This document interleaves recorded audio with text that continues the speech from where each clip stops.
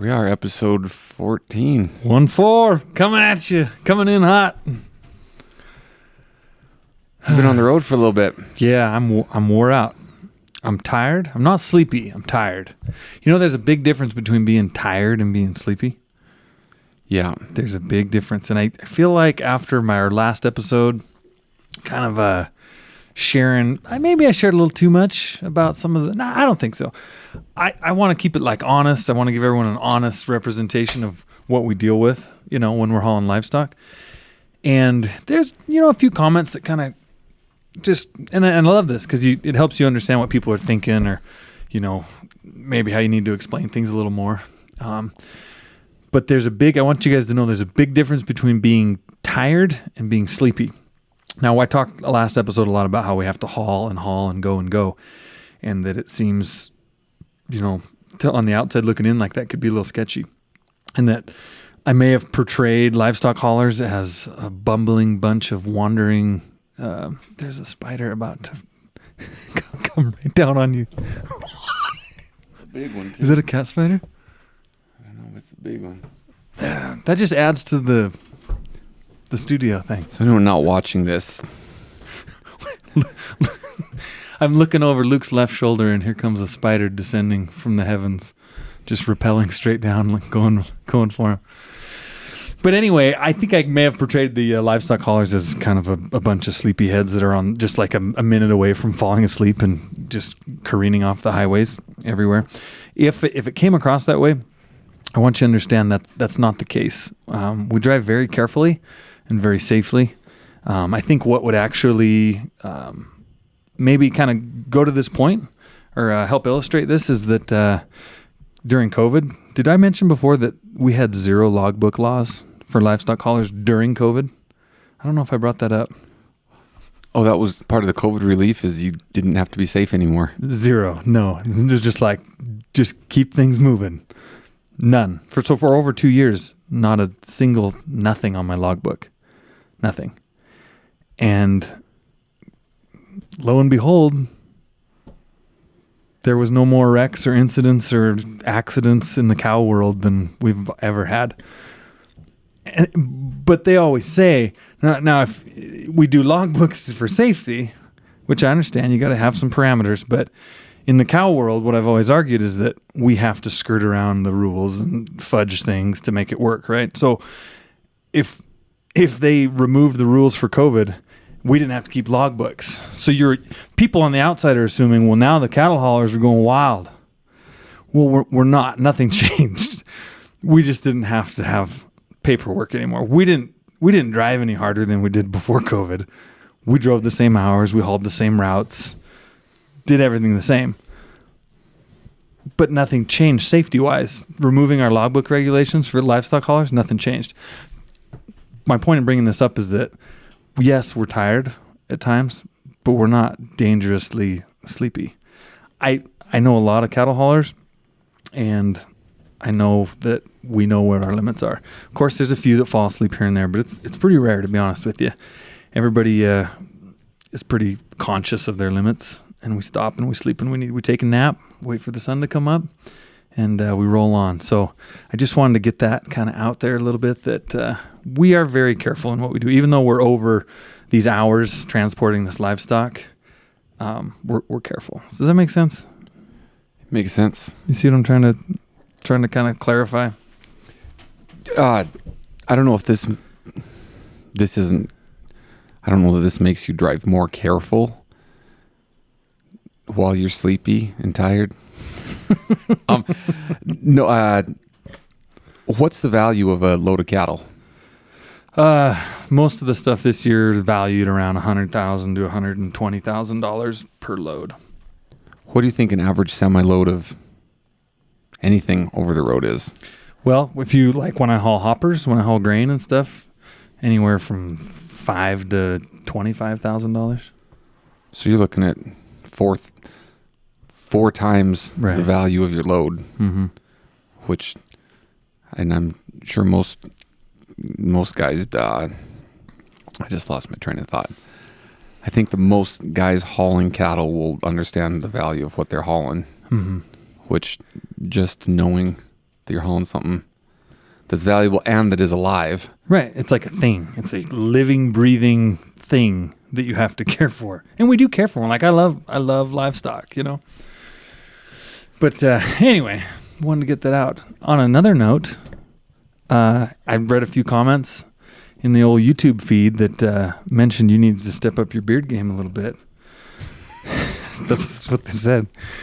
And what I was thinking, and I'm glad that you actually unfurled your banner. He unfurled the banner right there. You let the hair down. Because I was like, hey, I might have it on the beard, but I think my hair is as long as it's going to grow. I think it's stunted. It's kind of runty. And you just have like the lock. The dwarven locks. Well, I think when you frost your lettuce, that stunts the growth. Okay. All right. Fair enough. He's talking about I highlighted my hair a few times. And that's not good for the natural progression, for the follicle. Yeah. I don't think I can ever get, this is probably about the longest my facial hair ever gets. Well, you got the mask you got to have, right? Yeah. I mean, not the COVID mask, do you wear a mask when you do dental stuff? Or do you just go free bird? You know, it depends. Here's the thing. I wear loops, magnifying. Oh, yeah. So I have like a 5.5 magnifier so I can see teeth a lot better. And it's got a light. So I've got big magnification and big light right where I'm working. And I cannot get a mask to not fog my glasses up. It does every time. 100% of the time. So since dental school, my mask was always under my nose, which I'd always get, not in trouble, but I'd get talked to about for infection control. Is the mask in the dental practice, is it to keep like the breath smells from the patient away from you, or is it to keep? No, it's supposed to keep patient germs from me. Okay. Is what it's supposed to be. Okay. But if I've got it under my nose, well, as we all learned through COVID, we all learned how masks work for the past couple of years. I don't need to go into the details of this, specifics of this. So I was curious though, like about the actual. Did I ever tell you about my orthodontist? He's old school from Helena. Mm-mm. He did not wear gloves ever. All the work that he did on he was the dentist that had an orthodontic thing going on too, and he never wore gloves. Have you seen that anywhere? No, not anymore. But that was an old timer thing. Old timer thing. Yep. Old timer It was thing. because he just started digging around in there just barehanded, and you're like, okay. I remember older instructors in school, talking about their no glove days. Really? And one guy's like, yeah, I'd be sitting there smoking, put my cigarette down and then get to work on the dental work.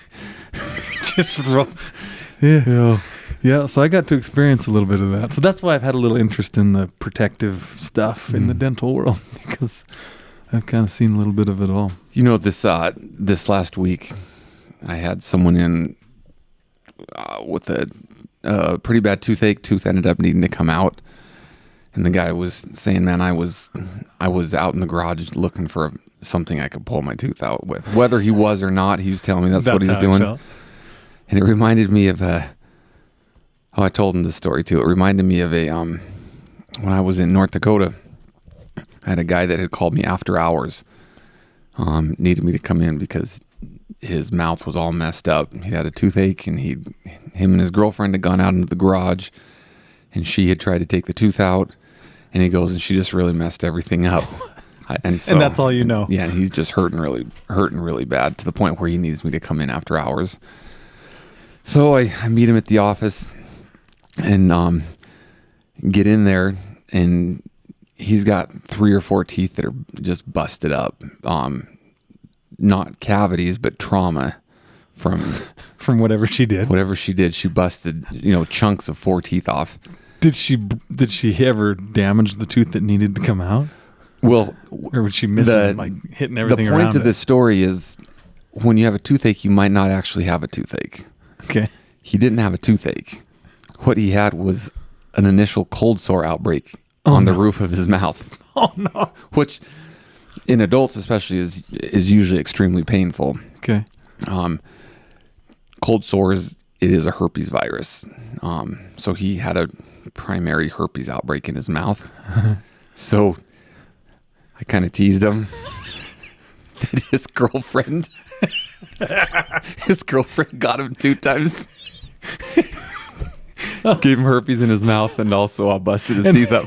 So he ended up having to get teeth repaired from the damage of them trying to take his teeth out. But it was... Oh, I bet he about died when he found out wasn't it had a nothing. toothache. Yeah, so the point of that story is don't assume. I mean, I'm not saying don't take your own tooth out. I guess what I'm saying is confirm that that's what actually needs to be done before you attempt to take your own tooth out, because you might just have collected a herpes collection on the roof of your mouth. Yeah, that was... North Dakota, that's oil filled, right? That was probably an oil filled. That was oil filled. Oil filled stuff. Yeah, man, saw some stuff in the oil fields. Another one that was very memorable is I had a guy come in and he... First of all, real quick, what makes an oil field memorable? Because most people haven't lived around an oil field. If you have, you know why they're memorable. But if you'd have no idea about an oil field, I think the best way to describe it is if you've ever seen the old HBO show Deadwood, which was about gold rush in Deadwood, South Dakota. The oil boom in North Dakota, when it was just getting rolling and taking off, that's the best way I could describe it, was modern day Deadwood. Wasn't it bizarre? Like, it was like every person involved in the oil field was someone who like had like lost it all or like had nothing left, and they're just like, I'm going to the oil field, which is what the gold rush was probably like. It was like people that they're like, I don't know, I'm going. Oh, it was something else. You get all kinds of people. You'd have like medical professionals that had lost their licenses driving truck, like got their CDL. I knew a guy that had done that and was out there driving truck, an old chiropractor. And so you just get this strange conglomeration of all types. Yeah. And lots and lots and lots of them. And all men. Very few girls, women. So it's just, they call them man camps. Yeah, that's true, huh? They're just camps of men. They put a fence around them, have a cafeteria, and... Yeah. Anyway, this other guy had come in, and he said, I've got oral cancer. We need to do something about it. And so, why do you think you have cancer in your mouth? And he said, well, I've just got this big growth down at the base of my tongue. And so I, got him in the chair and pulled his tongue out of the way. And sure enough, down on the floor of his mouth, back by his lower molars on the floor of his mouth, out next to his tongue, a big growth coming out of his gums, which I'd never seen anything like it before. And my first thought was, yeah, I think you do have oral cancer. Something going on. But I said, well, let's take an x-ray of it. And then the tooth just above that had a big cavity on the back side of it. And in that cavity, big hole, the back half of the tooth was gone, and it was full of peanuts packed in there. The cavity hole was full of peanuts? So the back half of the tooth was gone, a big hole in the tooth, and it was a bunch of chunks of peanuts in this tooth. That's so cool. So I took an x-ray of it just to see if anything else is going on. And I can see that the cavity on the back of the tooth, it had obliterated the back half of this tooth, but he had lost all the bone on the back side of the tooth too. So from that cavity, that hole in the tooth straight down to the tip of the root, there was no bone around this root anymore. Okay. Which, that can happen if a tooth abscesses. It's not uncommon to see bone gone around a tooth. So I said, let me look at this again. So I got in his mouth and looked again. And I realized that he did not have oral cancer, but he'd essentially created a reverse PEZ dispenser for peanut chunks. So what he was doing, what? And he said, oh yeah, I really like peanuts. So what he was doing is he was eating peanuts, and they were packing into this tooth. And as he continued to eat peanuts, it would push peanuts down his tooth, down the back side of the tooth where there was no bone. And then he had tunneled out the side of his mouth next to his tongue, so these chunks of peanuts were What? so these chunks of peanuts were coming out the floor of his mouth. Oh, that is so gross. I mean, it's just peanuts, but it's so gross to imagine like this peanut sack, like pushing out. Yeah, and so Wait. So, did you get to fix it? no, You had to. I said no. I said, I'm hey, not touching the it. good news is you don't have oral cancer. I go, that's.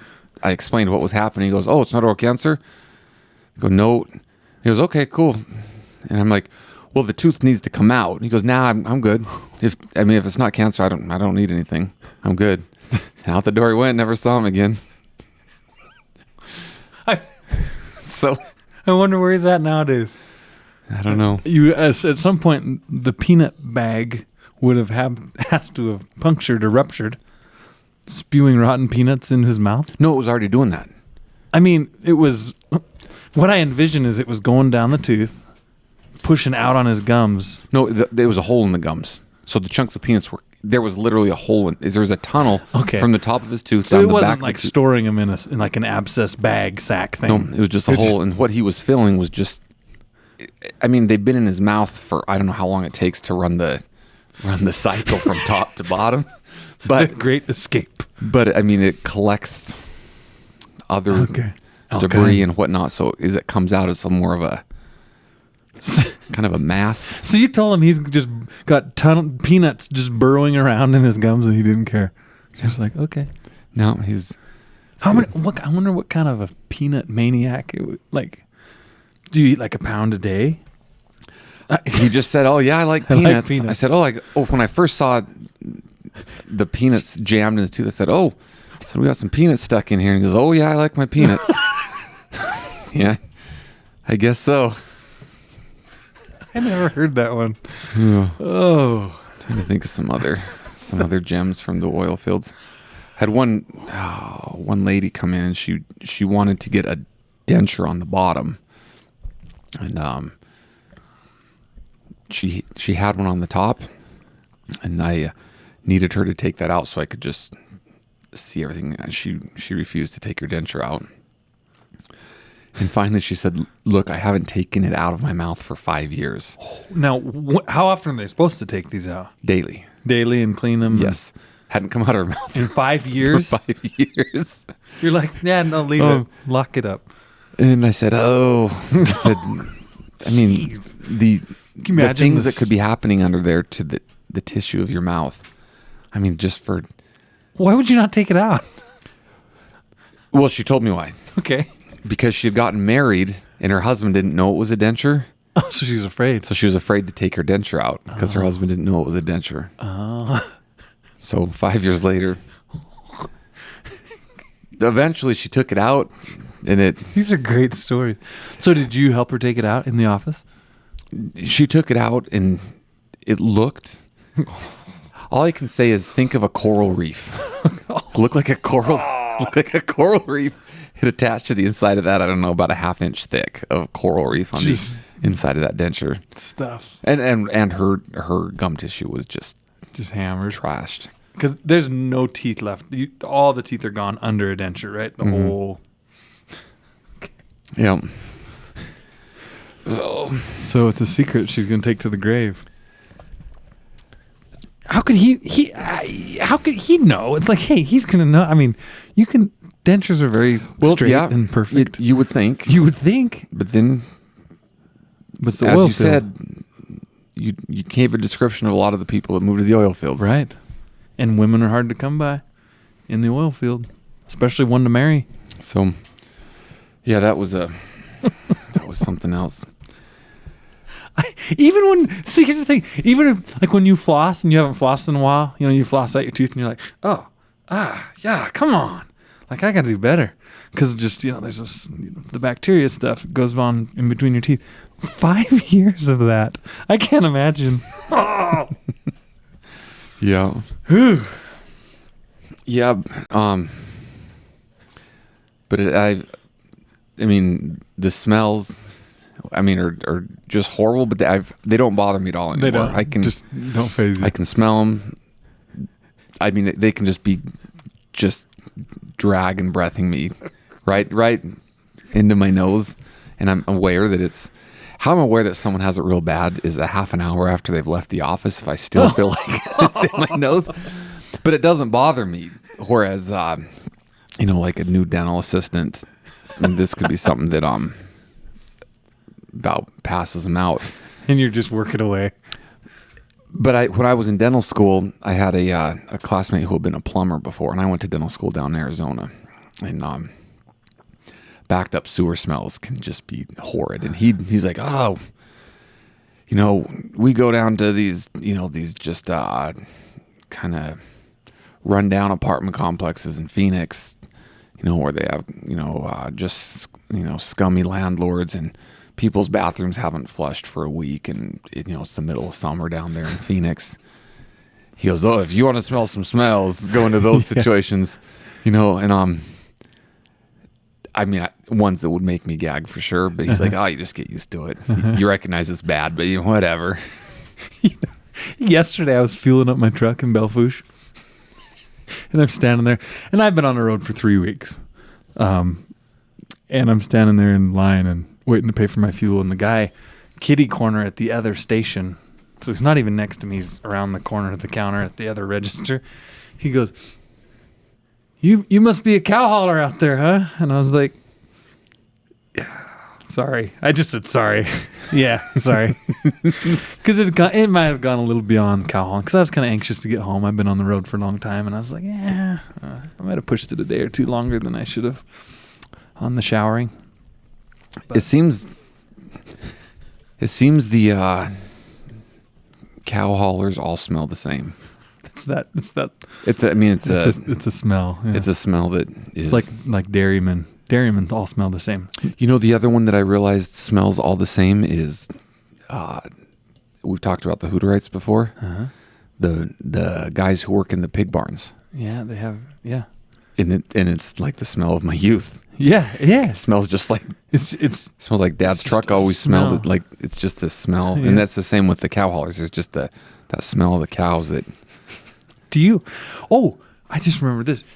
You remember last time we were talking about weight, getting a bigger trailer? Because remember I just got that load at Plains, and I was saying I was going over to Plains to load the next day. And you had said, well, same thing's going to happen again tomorrow. Because this guy, they had way too much weight for me to haul. And you said same thing was going to happen tomorrow. I forgot. I got to tell you this because this is good. So we go over to Plains.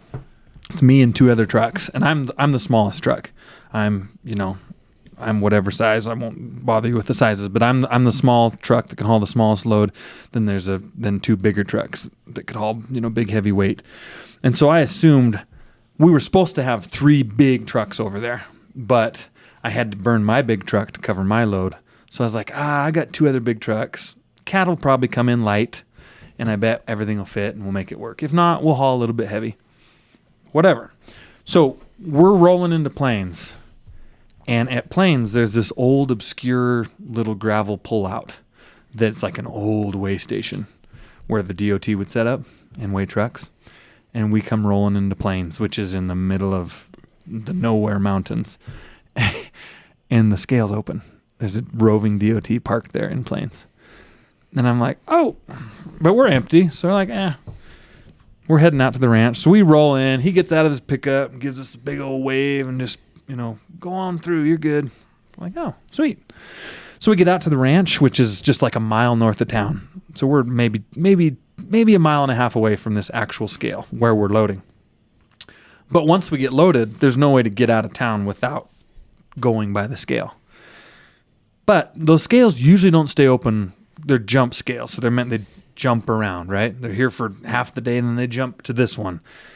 So we're like, well, he opened in the morning, so he'll be gone probably in the afternoon. So we're out there at the ranch. We're kicking around, talking trucker stories and engines and stuff like that. And we go to talk to the cattle buyer to find out about the loads, and she's like, well, we got a problem. And I'm like, okay, great. What is it? And I'm thinking, the cattle are going to be light and you're going to have smaller loads. I'm like, that's fine. She goes, the cattle all came in like 23 pounds heavy, per animal, and there's 3 semi-loads. There's like 280, calves to ship, and each one's 20-some pounds overweight. So we're like way overblown weight-wise. So, of course, there's all the ranchers standing. Same thing we talked about last episode. There's all the ranchers standing there kind of rubbing their hands, hoping, what are you guys going to do? And I'm like, so, we all basically agree to bump up our weight a couple 1,000 pounds. We'll play with the shrink. And then it dawns on me that, there's a good chance that DOT is going to be there. And that's not going to work because he's going to pull. He can pull us in. We're just dead in the water a mile from where we started. So I said, hey, well, you guys are getting the cattle ready to start loading. Can I borrow your car? And she's like, yeah. So I jump in the cattle buyer's car and I drive back down the road like sleuth stealth mission. And I go by and the scale sign going south says closed. I go a little further around the corner to the scale. He's gone.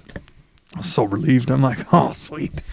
So I go back and they're like, well, what's the word? What's the word? And I'm like, we are in the clear. There's nothing here. DOT is gone. Adios. Load us up. We'll get on our way. Ranchers are feeling good. They're very appreciative. We're, happy we're going to at least get through here. So we load up. And, of course, the guys are always like, you lead, you lead, because it was kind of my deal. And so I'm leading out of there. And I come around the corner, and guess who's back at the scale? He was like at lunch or something. I don't know what he's doing, but he was back. Oh, and I was like, oh, no. So I'm getting ready to just gear up and go because I'm like, we're heavy. Like, we can't go in there. Okay, we're toast. And he had a truck on the scale, and we got the wave. Just go on. We didn't even turn in. We went on our way. And I was like, and he's in there inspecting like and we were legal within a few hours because the cattle shrunk and we got legal anyway by the time we were down the road 5 or 6 hours. But he had like a UPS delivery truck or something in there. And I'm like, you've heard the saying, like when you stumble over $1 to pick up a dime. I was like, the dude's grabbing for dimes. Here's this $100 bills just driving by in a convoy past the... I don't think he would have messed with us because we're cow hauling anyway, and those guys are pretty good to the local. He's from the community, I think. So I don't think he wants to mess with the rancher's cattle too bad right there in town. But got the old blood pumping, and your prophecy came true. So I had to share it because it happened. Speaking of trailers, we had someone on Instagram reach out and ask if you could talk about the difference in usage between duals and super singles. That's a good question. And I said to myself, this is a good question for Jackson because I don't think I even know what that means. Okay. So duals and super singles, for years and years, forever, basically all trucks going down the highway run duals, meaning that there's 2 tires. You guys that don't truck, you've noticed when you pass semis going down the highway, they have 2 tires like next to each other, right? And those are called a dual. So there's duals. Everything's dualed up except for... So that would mean 4 tires per axle. Per axle, yep. 4 tires per axle. And then the only thing that's not dualed on a semi would be the steering, the very front axle that steers. Those are always single axles. Or single wheels, I mean. So after... this was probably, I don't know, a dozen years or more ago, they started developing what they call a super single. And some old equipment has had these, like old dump trucks and stuff ran these for years. But on highway applications, they started kicking around the idea of using a super single. And basically what it is they build this giant wheel that is twice as wide as a set of duals.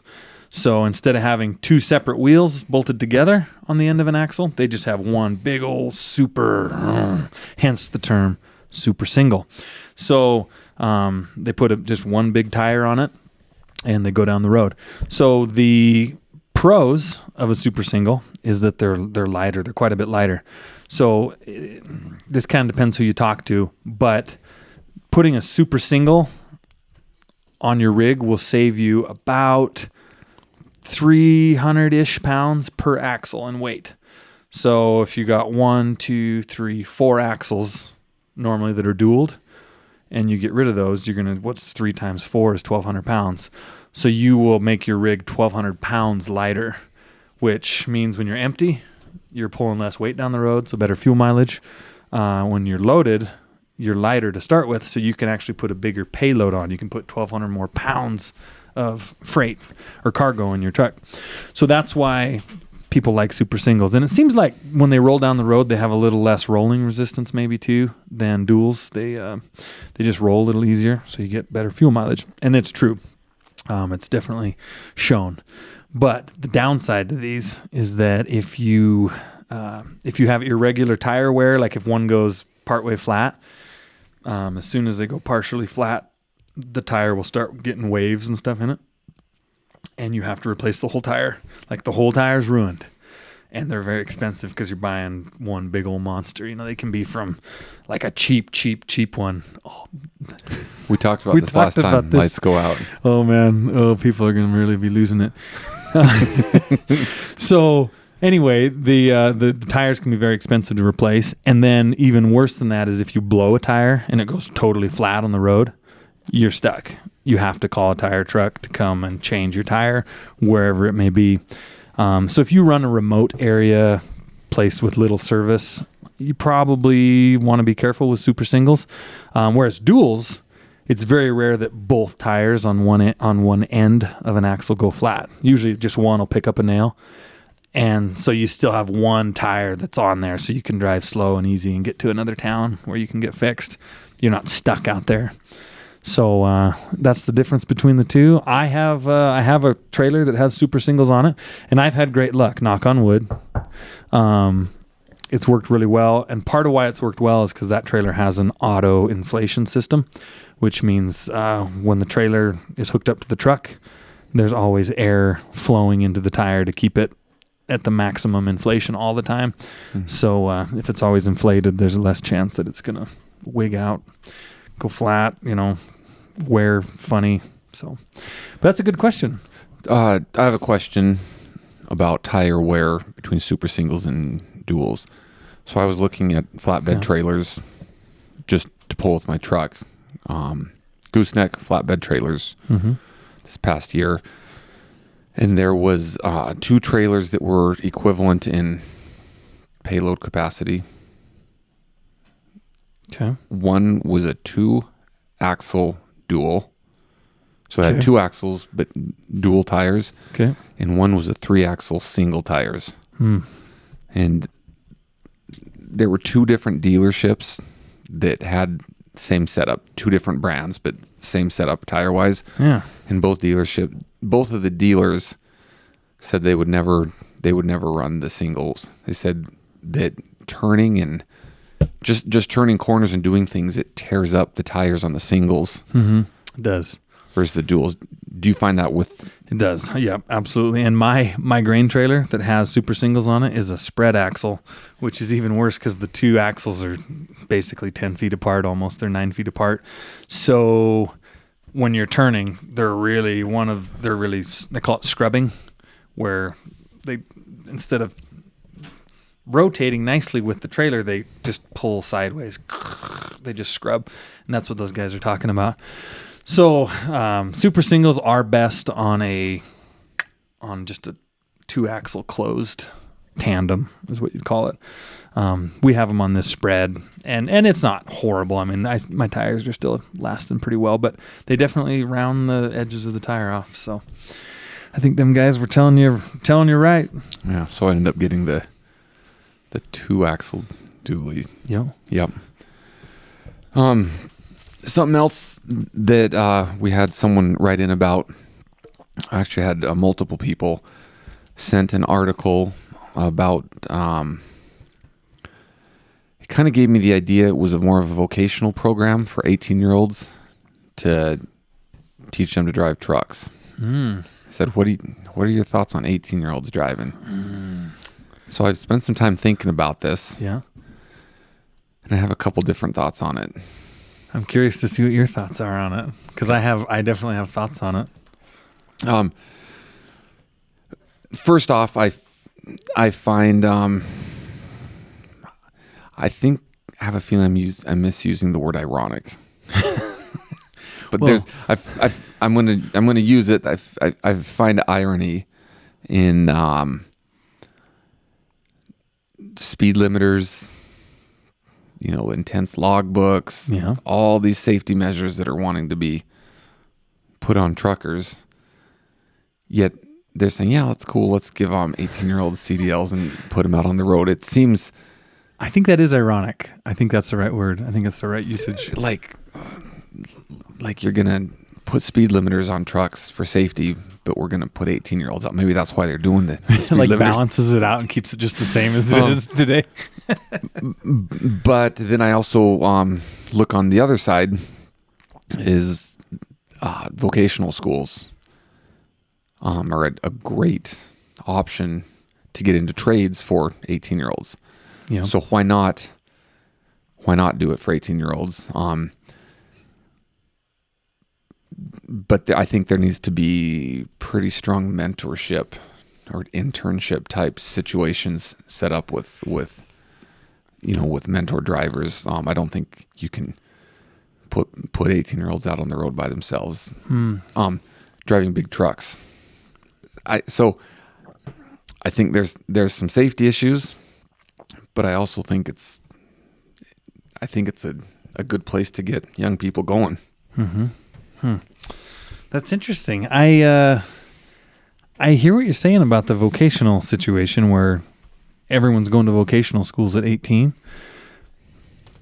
So that is there's something that should be going on there. But at the same time, I feel that it's driving truck is different than welding a lot. I feel like I'm not saying it's more important than welding. It's different. Personally, I'm extremely opposed to 18-year-olds being able to leave their states.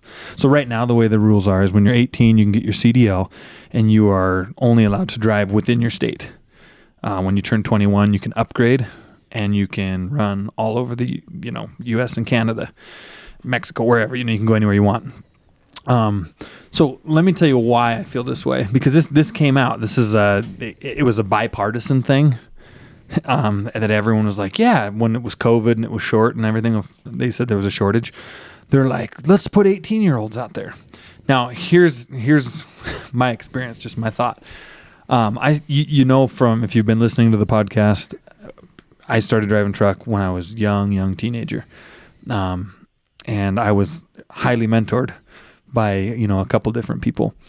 And Rooster taught me the ways from the get-go, and then Bill Pearson that I worked for on the farm taught me more stuff as I got older, and then Rooster some more.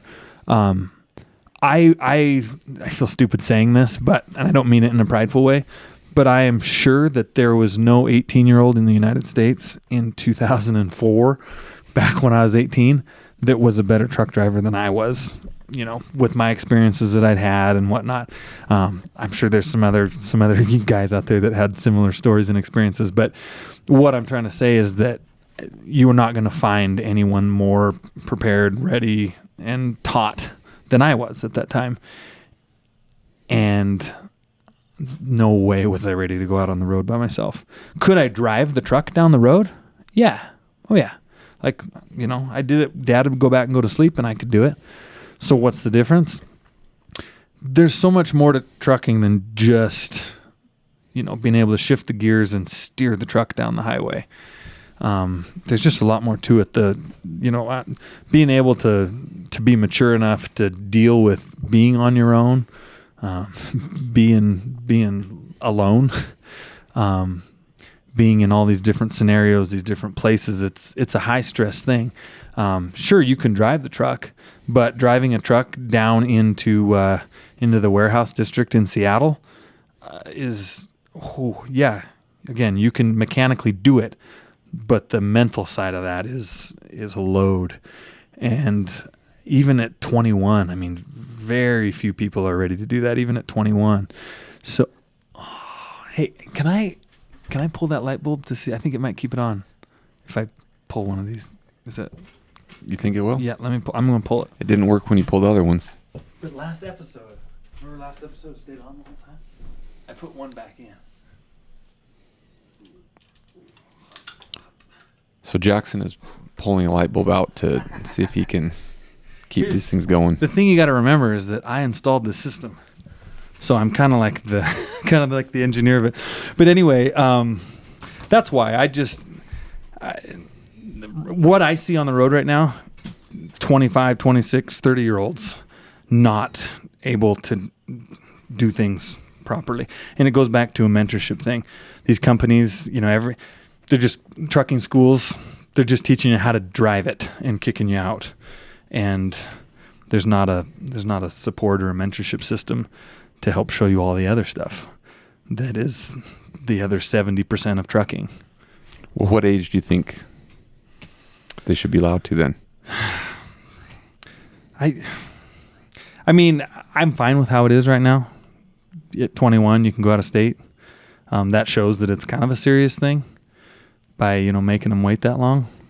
But I wish that we could fix the culture a little bit. So many of us older, I'm not like an older trucker, but so many of us learned from mentors. There's just no mentors anymore out there. Like a lot of the trainers that are training in these big companies, like if you've been driving for a year, you're a trainer. You're going to teach the new guy now. Mm-hmm. And I look back to where I was a year into driving over the road. It's just like infantile, little baby, Mm-hmm. So I don't know. I guess I should probably put some more thought into that. What, when should they? It's not really something you can put a number on. But they keep making rules and regulations and that to try to fix things when really the root cause of all the struggles on the road is that the culture's gone. Does that make sense? When I started dental school, we had a girl who was 16 years old who had fast-tracked through high school, college. So she was in postgraduate dental school at 16 years 16. Old. In fact, when she graduated, I don't think she even legally could get a dental license because she wasn't old enough. Okay. So I think this will somewhat illustrate what you're talking about. She did very good. I would say exceptionally good until she started seeing patients. All of her schoolwork, she was consistently, probably the top 10% of the class. Oh wow! Bookwork wise, when we started learning, how to do dental work, we work on mannequins in a simulation clinic. Fake teeth. She did just fine with all that. She could do all of the dental work on a mannequin, and she probably actually. Once we start seeing patients, our class gets divided up, and you end up not seeing a lot of your classmates for the last year and a half of school because you're assigned to separate areas. So when I wasn't assigned with her, I would guess that her actual dental work was good on patients. But a 16-year-old having rapport, having chairside communication, being able to deal with conflict with someone who's unhappy what's happening, that's a 16-year-old there's not a lot of experience in. That's a really good illustration. And just talking to people. Right. And especially in her situation, she's studying to pass a national board examination when her other kids in her age group are wondering what dress to wear to prom. When you put it that way, yeah. So I guess my point is as far as the skills to do dental work and know the material to do dental work, she was good to go. Mm-hmm. But when it came to interpersonal communication with patients, there was some issues. Mm-hmm. So yeah. I think I guess what I'm interpreting you're saying about 18-year-olds is this isn't a question of can they drive trucks? Yeah. Can they back a truck up? Can they, maneuver trucks? Yeah, probably just fine. Mm-hmm. Can they go through a flow chart and diagnose what might be wrong with their truck on the side of the road? Yeah, because, they can learn that. It's all the other stuff that's around trucking that comes from just experience, right, that can get you into trouble when you're when you're at a younger age. Yep. When you're not prepared to deal with it. And what, as you're explaining that story, what it made me realize and clicked in my head was that from a bipartisan standpoint, the people in charge of this don't understand trucking, because in their mind, all that trucking is can you drive a truck down the road? Well, yeah, great. So let's let them drive at 18.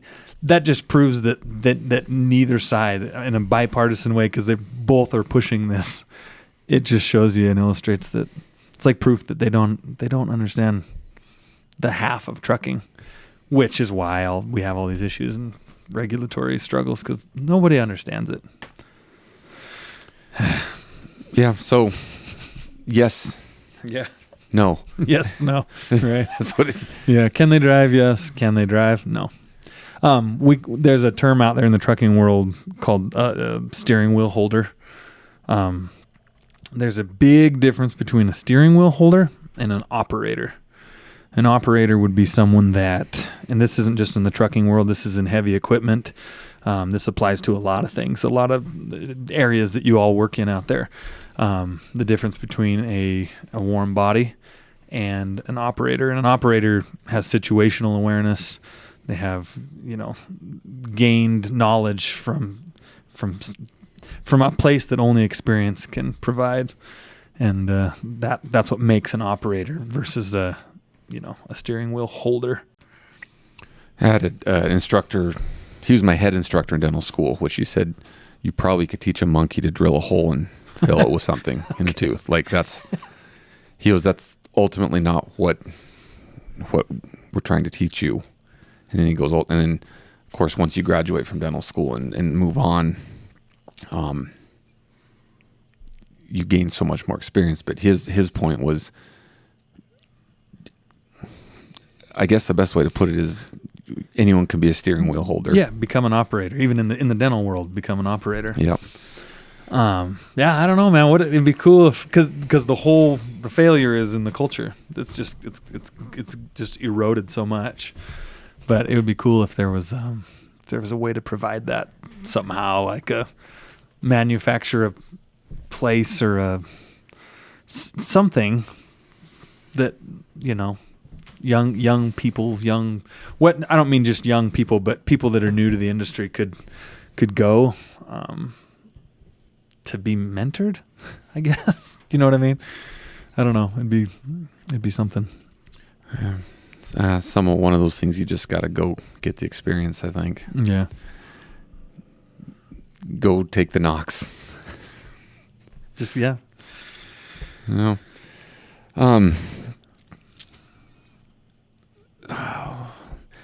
So last time when we introduced the YouTube video, how I said, don't pay attention to everything in the background, how there's a difference between the way girls and guys look at the pictures. So I think people understood what I was referencing. I realized within my own family, with my wife and I, we had an experience that I think illustrates the point. This point of, okay. And I'm not going to talk about pictures that her and I have sent to each other. That's not where I'm going with this. Okay. So, so my father-in-law,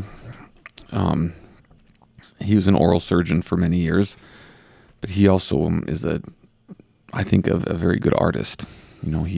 He's goes through periods where he's very prolific in the art he produces, and when he's really kind of in his groove producing a lot, he often sends out text messages and emails with pictures of his artwork, showing us what he's doing, showing things in progress, showing things finished.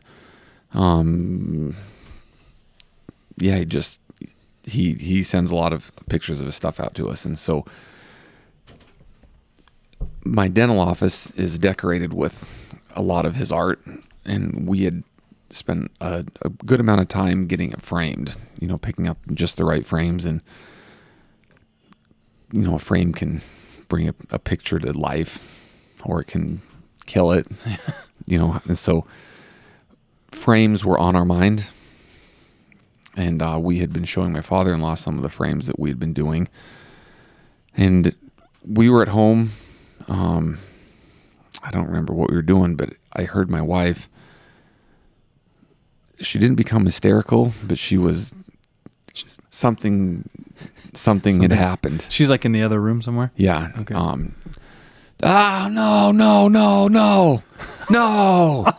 No. And you're... So I kind of jumped up, you know, what's going on? And she's, I can't believe this. No. And then my phone dinged and it wasn't. And your wife's Julia's very soft spoken, very calm. So there's got to be something there. Yeah, something's going on. So I my email alert dinged on my phone. So I looked down and it was an email from my father-in-law. And then it dinged again. There was a second email. So we got 2 emails from my father-in-law. And I don't remember what the title of the first one was, but the title of the second email was The Big Boy. And what he was doing is he had actually had someone get some of his artwork, a local house decorator, and she had a shop where she sold furniture, and she had gotten some of his artwork and had framed it and had put it in a real thick beefy frame, and he was sending us a picture of the framing of this artwork. And so I clicked to open it, and he had the picture leaning against the wall.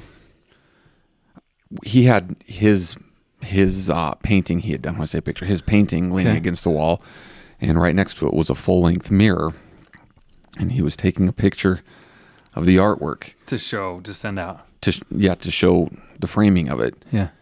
And I'm not sure how this got missed in the picture, but right next to this painting is the full-length mirror. Okay. And you can see in the mirror him taking the picture of the painting with no clothing on. Oh no. Like full naked. Full frontal nude. And so then the second email where it said The Big Boy, he had zoomed in with his camera on the frame to show the thickness of the frame, but he had zoomed in right at waist level in the mirror as well. No. So with the title The Big Boy, he had no idea. And he had no idea that's what had been taken. So I saw it and I was like, geez, whoa, whatever. I've been in a locker room, whatever. But nonetheless, it's like a little bit of a surprise to be sent the full frontal from your father-in-law. And so that's what I'm seeing. And I said, I'm like, babe, is this? She's like, yeah, I can't believe that's how they framed it. What? So my point being is that girls are usually seeing what else is going on in the picture versus what the guys see. I'm joking a little bit with that. She saw what was going on. Oh, my neck hurts. So that's always a good time. Oh. And the title. Yeah, the title. And then my wife called her dad and was like, I mean, did you see what you just sent? And he's like, oh yeah. Yeah, I wanted you to see it. She's like, no, did you look at the picture before you sent it? Oh no. That's so good, isn't it? Oh. And I mean, who all did he send it to? It could have been to... Well, the thing, this is the thing. Almost always, when these emails go out with pictures of the work, it's sent to like 40 or 50 people. He's got a lot of friends, like a lot of lifetime of... For some reason, somehow, this was only sent to myself, my wife, and my mother-in-law. Oh. So I kept this one in the family. Ooh, dodged a bullet there. Oh, man. Oh, poor guy. So there's a lot of lessons A lot of lessons to be learned here, I think. I think just maybe like a quick review of pictures before you shoot them off. Well, and this could tie back into getting your CDL over the road when you're 18. See, they got a lot of things to learn. Your father-in-law is kind of, more of a boomer generation, so he would be fairly new to the technological, being able to just take a picture and, just that kind of stuff. So the same way that he has kind of traveling through the technological journey would be the same way that a young 18-year-old would have to, take some hard knocks on his way to becoming an operator. That's so... Oh, man. Yo, that's a good time. Like my neck, these neck things here are killing me right now. I gotta quit. Oh. Yeah. Oh. Yeah. Well, with that, where do you go? I think we'll end on that. That's pretty good. Yeah, that's a good. That's. So, I think I'm gonna say something at the end here, and I think I'm gonna mess up your plan. So I apologize. Okay. But right now, Jackson is going on the road like crazy. It's hard to get together. Yep. We got some time right now, so we're actually going to record a couple podcasts while we're sitting here. Knock them out. Jackson was going to switch clothing. You tell him? Made it seem like it. No, I don't have to. Now you don't have to. But the reason I'm bringing this up, I wouldn't have given away your secret. You can still switch though. I still would like you to switch clothing. Okay. For anyone who isn't hearing this, make it laugh. Yeah. We're gonna have a special guest on, as we sit down to record the next hour. Oh, it's gonna happen. It's gonna happen. Sweet. I just got a text. Oh, good. She's on the way. Oh. So we got a special guest. Hope you find interest in what we're doing. A little teaser. That we are going to take a quick break, probably get something to drink here, and then let her get here and get her set up, and then we'll record. You have anything else to add on this episode? No, I more or less just to thank everybody launching the podcast on YouTube. Kind of a big step, as we said. It was something we kind of wanted to prepare more for, and we kept putting it off, and we ended up just doing it last week, and like such great feedback and positive comments, and it really bolsters us up and just it encourages us. It's a lot of it's a lot of work to do this, and it's something we love and we're excited to do and to press on. But whenever you put something new out there and it's well received, and you kind of get that validation, it just means a lot. So more or less, I just wanted to say thanks to everybody because it was good, and we're going to continue on. Another thing that I wanted to bring up to let people know may be happening is with us having a hard time meeting in person, we're going to try if we have to doing some from the road. Yep. Where Jackson will be on the phone. I think we've got figured out how to do that. Where it'll sound all right. Yeah. So I'll be sitting up here in the light and the dark. And I'll be sitting out on the exit ramp somewhere on the freeway in the light and the dark. Hopefully in reception. In service, yes, somewhere. But that's something, that we may, if you notice something a little bit different in just some of the recording quality, some of this might need to be done with Jackson on the road. Yeah. But that's just the reality of it. Like, we're out there doing it. Yep. So another thing to look forward to is our youngest brother, Weston. He is he's lived down in Texas. Oh, and you guys know Weston because Matt, go ahead, right here, insert. Here he is. You got it. He's been on the YouTube a little bit, but he's going to be up here in December for some Christmas time stuff. So we're going to sit down. We're probably going to do a lot of recording with him because he's got a lot of stuff. He is an attorney. Yeah. And he's got a lot of he listens to these, and he's got a lot of rebuttal type stuff that he needs to get through. Oh. Do you think I should tell you one that he told me this last week from our last episode? Yeah, I The think screaming mini one. he told me about it. Should I talk about that, or should I wait to have him? Let's let Weston, because we'll just build up all these rebuttals, and he's going to unload them all. He can be like, on episode 13, you brought this up, and this was the reality.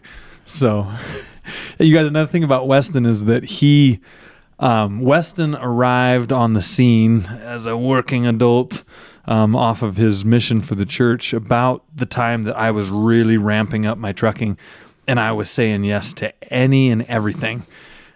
And so I threw him into the fire and into some situations that were like, wow. And I literally, of all the trips we did, I don't think we ever had a normal trip. Like every single trip we did, there's something that's going to be podcastable because poor kid just got run through the ringer, and he did great. I mean, he did great, but I really leaned on him a lot. And lean on him so hard he's no longer a trucker. He became an attorney. So anyway, email steadyatthewheelpodcast@gmail.com. Steady at the Wheel Podcast on Instagram.